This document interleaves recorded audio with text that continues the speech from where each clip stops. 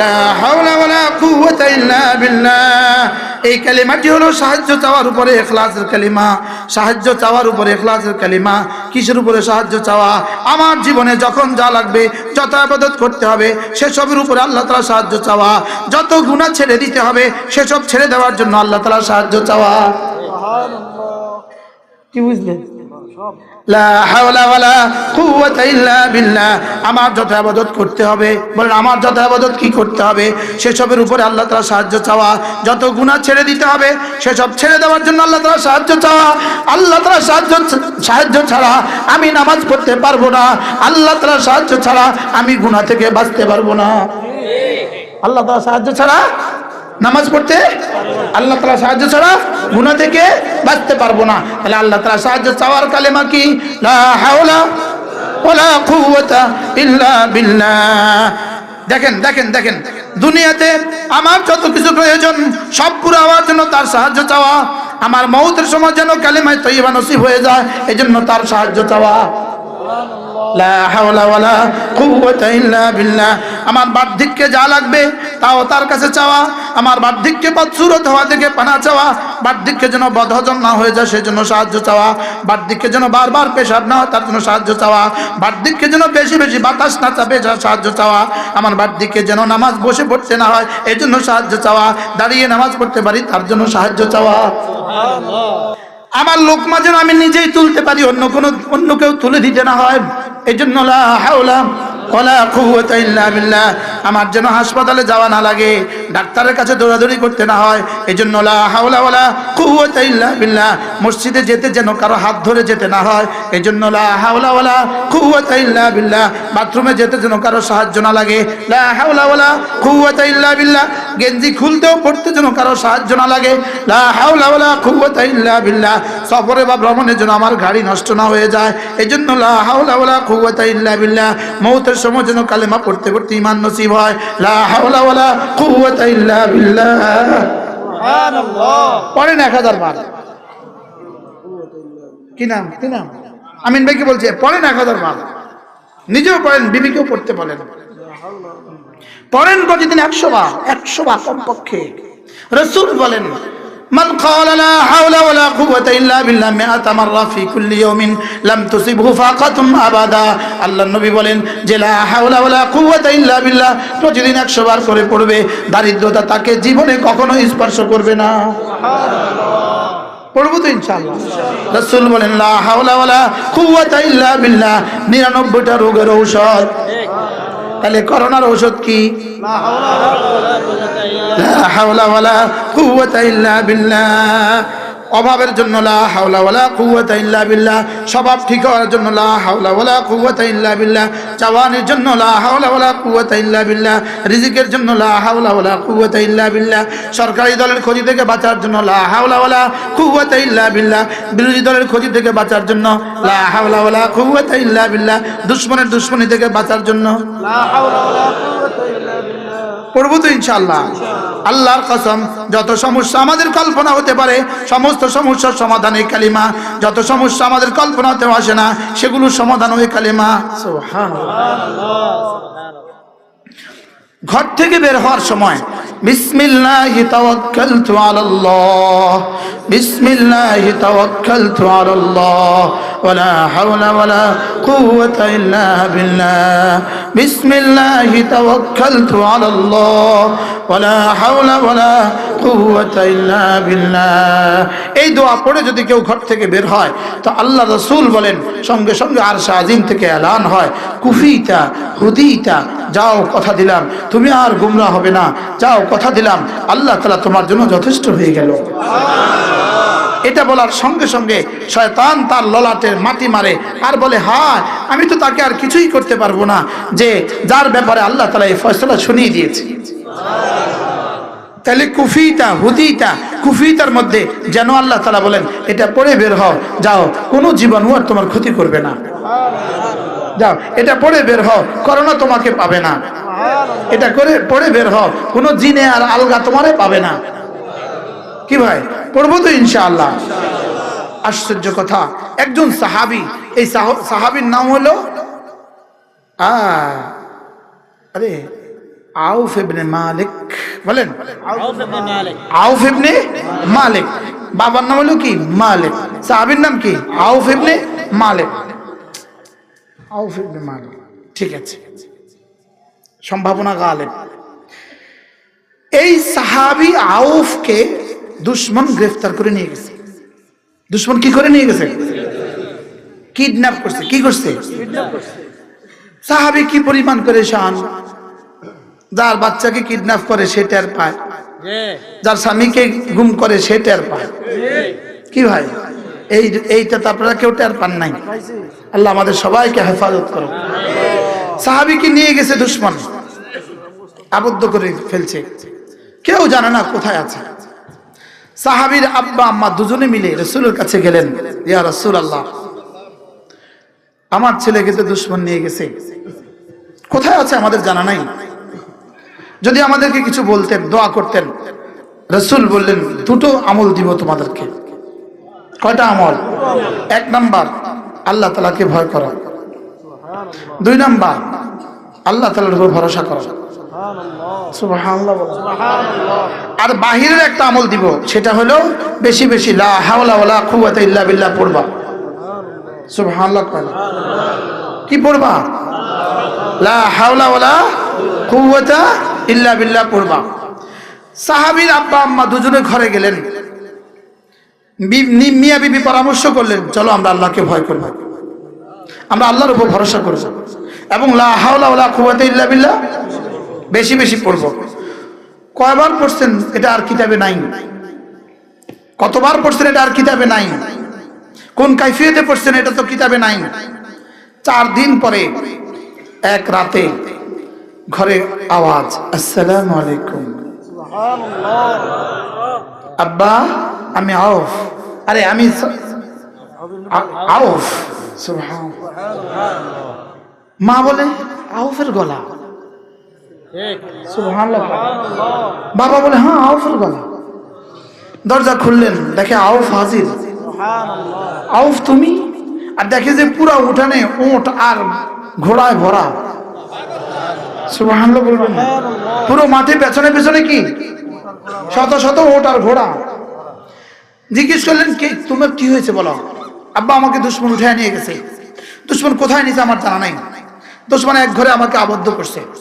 দুশমন আমরা আবদ্ধ রাখা, প্রতিদিন দিনে রাতে দুশমন আমাকে এক ঘরে তালা বন্ধ করে ঘরে আবদ্ধ রাখা আমার পাহারাদারি করতো।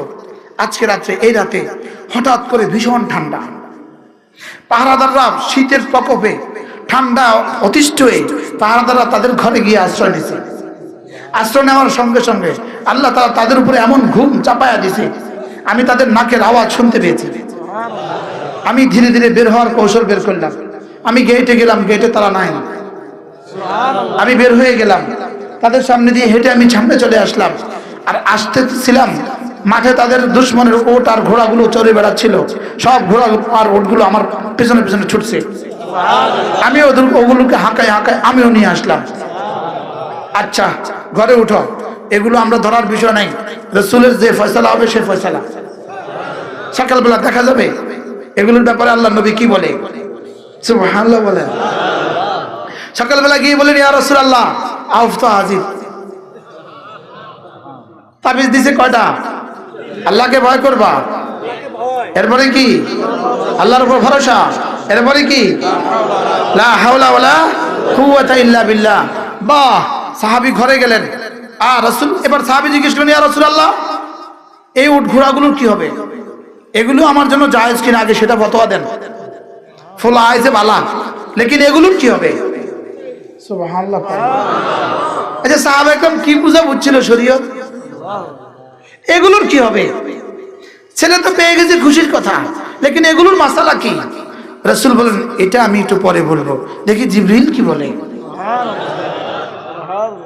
কি রাসূলকে কোনো প্রশ্ন জিজ্ঞেস করলে রাসূল উত্তর দিতেন না, জিবরিল অপেক্ষা করতেন জিবরিল কি বলে। এবার জিবরিল এসে হাজির। ওয়া মান ইয়াত্তাকিল্লাহ ومن يتق الله يجعل له مخرجا ويرزقه من حيث لا يحتسب ومن يتوكل على الله فهو حسبه إن الله بالغ أمره سبحان الله কি অবস্থা আল্লাহ তাআলা আয়াত পাঠালেন ওয়ামাইয়াত্তাকিল্লাহ ইয়াজআল লাহু মাখরাজা, যে আল্লাহকে ভয় করবে আল্লাহ তাআলা হার মুসিবতে তার জন্য রাস্তা খুলে দিবে। ওয়ারযুকহু মিন হাইথু লা ইয়াহতাসিব, এবং তাকে রিজিক দিবে যেখান থেকে ধারণাও হয় না এখান থেকে। সাহাবীকে বুঝিয়ে দিলেন, যাও তুমি তাকওয়া ইখতিয়ার করেছো, আল্লাহকে ভয় করেছো, এই জন্য ছেলের জন্য বের হওয়ার রাস্তা তিনি বের করে দিয়েছেন। আর এই জন্য মাঠের গরু আর ছাগল সব কাফেরদের গরু আর ছাগল সব তোমার জন্য রিজিক পৌঁছিয়ে দিয়েছে। এবার বলে ওয়ামাই ইয়াতাওয়াক্কাল আলাল্লাহ ফাহুয়া হাসবু, যেই আল্লাহর উপরে ভরসা করে আল্লাহ তার জন্য যথেষ্ট হয়। কথা তো দূর চলে গেছে। إنما المؤمنون الذين إذا ذكر الله وجلت قلوبهم وإذا تليت عليهم آياته زادتهم إيمانا وعلى ربهم يتوكلون। رب العالمين বলেন মুমিনকে, মুমিন তো তারা যাদের সামনে যখন আমার আলোচনা হয় এদের দিল ভয়ে বিহ্বল হয়। সুবহানাল্লাহ। এদের দিল ভয়ে ভয়ে গলে যায়, এদের দিল কি গলে যায়। আলহামদুলিল্লাহ আমাদের দিল এখন কিছুটা বিগলিত হচ্ছে না? কিছুটা কি হচ্ছে বলেন? গলে যাচ্ছে। দিলে যেন দিল যেন ভিজে যাচ্ছে, দিলে যেন আল্লাহ তাআলা মহব্বতের পানি উঠছে। বাস্তব না বাস্তব বলেন? দিলে এখন একটু মজা লাগে না? হযরত মাওলানা পালনপুরি রহমতুল্লাহ আলাইহি, কত সালের ঘটনা? 1988 সালের ঘটনা। নোয়াখালী জেলা জামে মসজিদে, আরে মার্কাজ মসজিদে, আবুল হোসেন সরকার সাহেবের মসজিদ, মার্কাজ মসজিদে এক বয়ান করেছেন আজীব। তিনি বলেন যে আল্লাহ তাআলার আলোচনা হইলে আমার দিল গলে যাওয়া, কোরআনে কারীমের তেলাওয়াত হলে আমার ঈমান বাড়া, এটা হলো ঈমান মাপার থার্মোমিটার। ঈমান মাপার কি বলেন? সরাসরি হযরত বলেছেন। সেদিন আরেক দামি কথা বলেছেন। সেদিন 1988 সালে, আশ্চর্য না? যেন কানে বাজে। হযরত বলেন যে ওয়াইদা কুরিয়াল কুরআন ফাসতামিউ লাহু ওয়া আনসিতু লাআল্লাকুম তুরহামুন। আল্লাহ তাআলা বলেন যখন কোরআনে কারীমের তেলাওয়াত হয় তখন তোমরা ধ্যানের সাথে শুনো, মনোযোগ দিয়ে শুনো। পুরস্কার আল্লাহ তাআলা কি দিবেন? আল্লাহ তাআলা বলেন যাও আমি রহম করব। আমি কি করব? আমি তোমাদেরকে রহম করব। এজন্য মাহফিলের শুরুতে যখন তেলাওয়াত হয় মনোযোগ দিয়ে শুনতে হবে। কি করতে হবে বলেন? যদি মনোযোগ দিয়ে না শুনে তাহলে তেলাওয়াত না করাই ভালো। এই তেলাওয়াত মাহফিলে না করাই কি ভালো। ইন্নামাল মুমিনুনা আল্লাযীনা ইযা যুকিরাল্লাহু ওয়াজিলাত কুলুবুহুম ওয়া ইযা তুলিয়াত আলাইহিম আয়াতুহু যাদাতুহুম ঈমানা ওয়া আলা রাব্বিহিম ইয়াতাওয়াক্কালুন ওয়াল্লাযীনা ইউকিমুনাস সালাতা ওয়া মিম্মা রাযাকনাহুম ইউনফিকুন أولئك هم المؤمنون حقا لهم درجات عند ربهم ومغفرة ورزق كريم। আল্লাহ তাআলা বলেন মুমিনে কামিলের পরিচয় 5টা, মুমিনে হকের পরিচয় 5টা, প্রকৃত মুমিনের পরিচয় 5টা। সুবহানাল্লাহ। এক নাম্বার ইন্নামাল মুমিনুনা আল্লাযীনা ইযা যুকিরাল্লাহু ওয়াজিলাত কুলুবুহুম, এদের সামনে যখন আল্লাহ তাআলা আলোচনা হয় এদের দিল আল্লাহ তাআলার ভালোবাসায় বিহ্বল হয়, আল্লাহ তাআলার ভালোবাসায় শিখতে হয়। সুবহানাল্লাহ। আল্লাহর ভালোবাসার জোয়ার ওঠে, জাহান্নামের ভয় জাগে, জান্নাতের আশা জাগে। এখন কেমন লাগে আপনাদের দিলে? হ্যাঁ, প্রত্যেকের দিল যেন চাঙ্গা হয়ে গেছে, দিল যেন কি হয়ে গেছে বলেন? এ হলো এক নাম্বার সিফাত। 2 নাম্বার ওয়াইদা তুলিয়াত আলাইহিম আয়াতুহু যাদাতুহুম ঈমানা, এদের সামনে যখন আমার কোরআন আলোচনা করা হয় এদের ঈমান যেন বাড়ে বাড়ে। আল্লাহ, এখন কি অবস্থা? ঈমান নড়ে চড়ে উঠছে। ঈমান কি হয়েছে বলেন? ঈমান নড়ে চড়ে উঠছে। আমরা বলি ঈমানের কাইফিয়ত বাড়ে, এটা মুস্তাকিল আলাদা বহাস। ঈমানের অবস্থান বাড়ে। ঈমানের কি বাড়ে? যেমন লাইটের মধ্যে যখন পাওয়ার বাড়াবো তো এটা আলো বাড়ে। লাইট নি বাড়ছে না আলো বাড়ছে? সুবহানাল্লাহ। ভোল্টেজ বাড়লে লাইট 2টা হয়ে যায়, লাইট 3টে হয়ে যায়, বলকে আলো বাড়ে। যাদাতহুম ঈমানা, ঈমানের পাওয়ার বাড়ে। ইমানের কি বাড়ে? এ হলো 2 নম্বর সিফাত। 3 নম্বর, ওয়া আলা রাব্বিহিম ইয়াতাওয়াক্কালুন, এরা এদের রবের উপরে ভরসা করে। এরা কার উপরে ভরসা করে? লা ইলাহা ইল্লাল্লাহ মুহাম্মাদুর রাসূলুল্লাহ। 70 বছর ইহুদি বললে তার গুনাহ যদি মাফ হয়, তাহলে 40 বছরের যুবক বললে মাফ হবে কিনা? মুমিন বললে মাফ হবে কিনা বলেন? তাহলে প্রতিদিন কমপক্ষে 100 বার বলেন ইনশাআল্লাহ।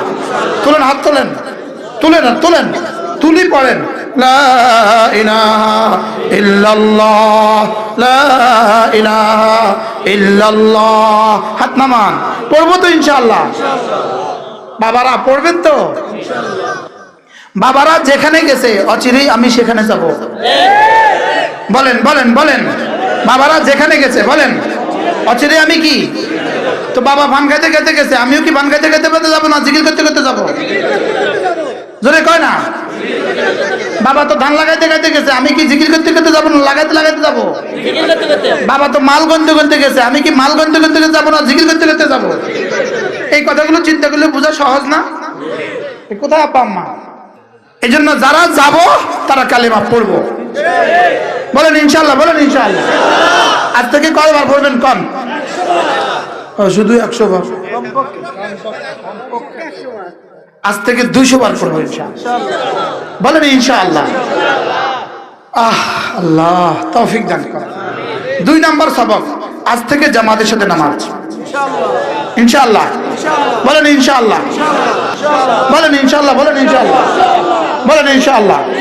আসবো তো মসজিদে ইনশাআল্লাহ, জামাতে গিয়ে নামাজ পড়বো তো ইনশাআল্লাহ। আল্লাহ তৌফিক দান করেন। 3টা আমল পাইলাম। 1 নাম্বার, জিকির হলে দিল গলে যায়। 2 নাম্বার, এরা তেলাওয়াত হলে ঈমান বাড়ে। 3 নাম্বার, এরা আল্লাহর তাআলার উপরে কি করে? ভরসা করে। 4 নাম্বার, এরা জামাতের সাথে নামাজ পড়ে। 5 নাম্বার, এরা আল্লাহর রাস্তা দান করে। সুবহানাল্লাহ। বল হুজুর, এই দান করার মাসালা এই ওয়াজ না করলে হয় না? হুজুর, দান করার মাসালা এই ওয়াজ না করলে হয় না? আমি বলি আল্লাহ আমারে যতদিন বাঁচা রাখে আমি ততদিন দান করার ওয়াজ করব। আগে এত বেশি করতাম না, এক কুলাঙ্গারের বয়ানের কারণে এখন বেশি করি। এক কুলাঙ্গার বক্তৃতা দিয়েছে, ওরা আমাদের চাঁদা চলে, আমাদের বিরুদ্ধে কথা বলে। তাই বলি বন্ধুরা, চাঁদা 2 চাঁদা, তোমাদের চাঁদা আর আমাদের চাঁদার মধ্যে বেশ কম আছে।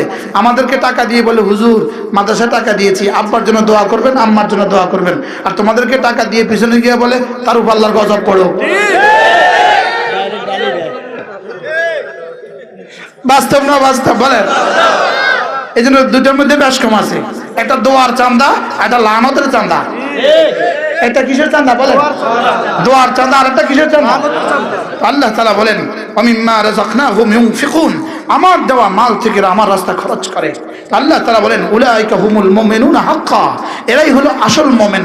লাহুম দারাজাতুন ইনদা রাব্বিহিম, এদের রবের কাছে এদের অনেক দাম। এদের রবের কাছে এদের কি দাম বলেন? অনেক। টান দেন, অনেক টানেন, অনেক।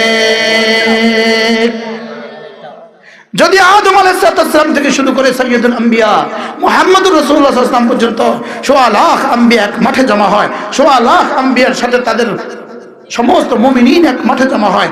এবার সিদ্দিক আকবর থেকে কিয়ামত পর্যন্ত সমস্ত মুমিনিন এক মাঠে জমা হয়। সাথে যদি জিবরিল, ইসরাফিল, মিকাইল আর মালাকুল মউতকে জমা করা হয়, সমস্ত ফেরেশতাদেরকে জমা করা হয়, সবাই যদি অনেক বলে টানতে থাকে, টেনে টেনে যেখানে গিয়ে শেষ হবে, আল্লাহ তাআলার দারাজাত আরো বড়। লাহুম দারাজাত, এই 5 গুণে গুণী যারা, রব্বুল আলামিন বলেন লাহুম দারাজাত, এদের অনেক দাম। এদের কি দাম বলেন? আবার বলেন এদের কি দাম বলেন? এদের অনেক দাম। কার কাছে? ইনদা রাব্বিহিম, তাদের রবের কাছে, তাদের রবের কাছে। আর কি? ওয়া মাগফিরাতুন, এবং তাদের জন্য মাগফিরাত। তাহলে এবার আগের লগে মিলান, ওয়াসারিউ ইলা মাগফিরাতিন। সুবহানাল্লাহ বলেন, ওয়াসারিউ ইলা মাগফিরাতিন, দৌড়াও মাগফিরাতের দিকে দৌড়াও। তাহলে বোঝা গেছে এগুলো হলো মাগফিরাতের দিকে দৌড় দেওয়া। আল্লাহ আমাদেরকে তৌফিক দান করেন।